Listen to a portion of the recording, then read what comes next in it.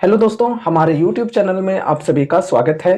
तो इस वीडियो में हम वारी एनर्जीज स्टॉक के ऊपर डिस्कशन करने वाले हैं। काफ़ी सारे इंपॉर्टेंट टॉपिक्स को कवर करेंगे। फर्स्ट ऑफ ऑल एक अपडेट है कल की, जिसमें कही जा रही है, this is to inform you that Waaree solar Americas Inc wholly owned subsidiary of the company has today started its commercial production of 1.6 gigawatt solar module line at its unit situated at Brookshire in the state of Texas, USA। तो देखो, Texas USA के अंदर वारी energies की एक वोली owned subsidiary company है जिसका नाम है वारी सोलार अमेरिकास इंक। ठीक है, तो इस सब्सिडरी के अंदर 1.6 गीगावाट सोलर मॉड्यूल की जो लाइन है, इसमें कमर्शियल प्रोडक्शन जो है ये शुरू हो चुकी है। ठीक है, तो इसकी खबर अपडेट कंपनी ने दी है कल के दिन। अच्छी बात है, लेकिन फिर भी स्टॉक के अंदर हमें गिरावटें देखने को मिल रही है, निगेटिव यहाँ पर चीजें चल रही है। तो इसके पीछे रीजंस क्या है?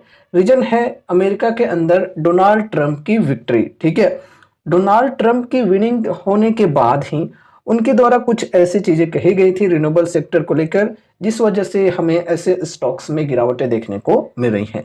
बेसिकली उनके द्वारा ये चीजें कही गई थी कि जो रिन्यूएबल प्रोजेक्ट्स हैं उनको हम बंद करवाने वाले हैं, उनके ऊपर हम काफी ज्यादा टैक्स लगाने वाले हैं। ठीक है, मतलब टैरिफ जो होता है वो काफी ज्यादा बढ़ाने की बातें कही गई थी। अगर टैरिफ बढ़ते हैं ऐसे कंपनीज के ऊपर तो फिर इनका जो मार्जिन है इसमें काफी इफेक्ट पड़ेगा। ठीक है, तो इस वजह से स्टॉक के अंदर गिरावटें हमें लगातार देखने को मिल रही है। अब देखो, ये जो सरकार है ये पावर में आ चुके हैं।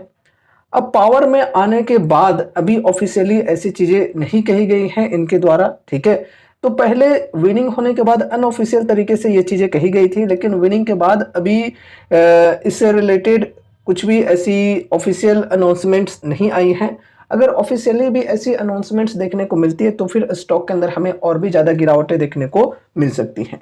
वैसे अभी भी गिरावट कम नहीं है, 30% से भी ज़्यादा की गिरावट स्टॉक के अंदर आ चुकी है।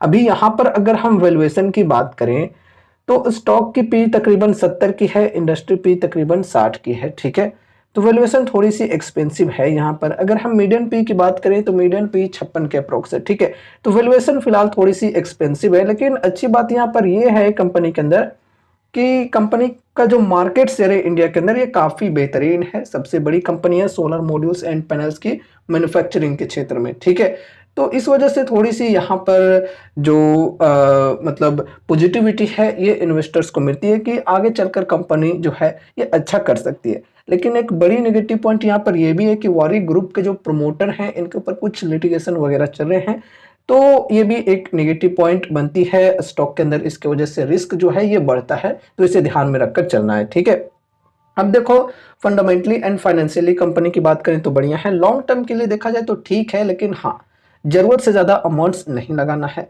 रिस्क काफी ज्यादा नहीं लेना है। ऐसे स्टॉक्स में अपने पोर्टफोलियो का एक छोटा मोटा एलोकेशन देकर चलना है। ठीक है, अब देखो, अगर अभी कोई इन्वेस्टमेंट की सोच रहे हैं तो अभी यहाँ पर डिस्काउंट्स कैसे मिल रहे हैं? डिस्काउंट्स तो बढ़िया है, लेकिन टेक्निकली अगर हम देखें तो यहाँ पर सपोर्ट के लेवल पर बाइंग करना ज्यादा बेटर हो सकता है। ठीक है, ये जो सपोर्ट की लेवल है 2300 की, इसके आसपास प्राइस आ चुकी है, तकरीबन 100 रुपए ऊपर है अभी प्राइस। ठीक है, 2391 का प्राइस है फिलहाल।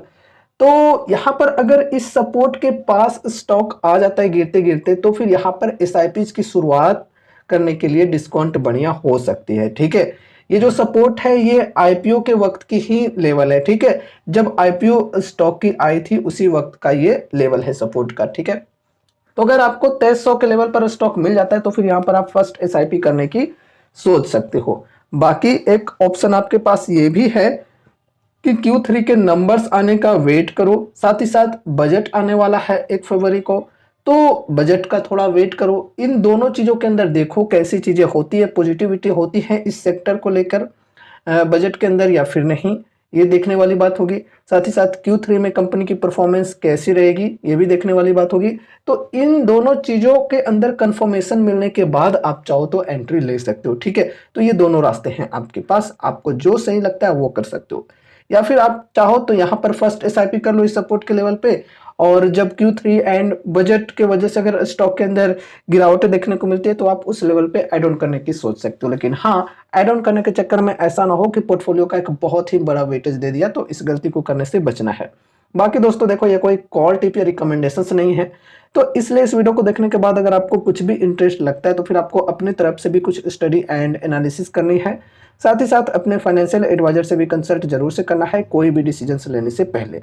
तो ये रही हमारी आज की वीडियो। उम्मीद है कि इस वीडियो के माध्यम से आपको कुछ यूजफुल इन्फॉर्मेशन मिलेंगे। तो वीडियो को लाइक करके चैनल को सब्सक्राइब कर देना और मिलते हैं अगले नए वीडियोज के साथ। तब तक के लिए बाय बाय।